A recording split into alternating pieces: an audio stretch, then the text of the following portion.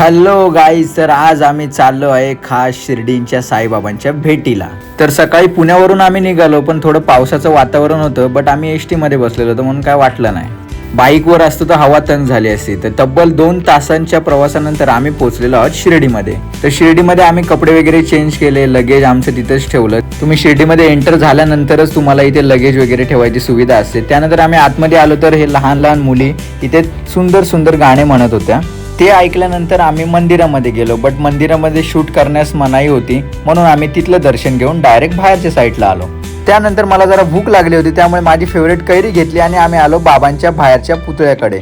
त्यानंतर तिथे जरा बसलो तर खूप बरं वाटलं. माझ्या मनात काय होतं ते जरा बाबांना सांगायचं पण होतं, ते सांगितलं. त्यानंतर एक रील शूट केली, ती तुम्हाला आपल्या इंस्टाग्राम पेजवर बघायला भेटेल. आज नाही, 2-3 दिवसानंतर बघायला भेटेल.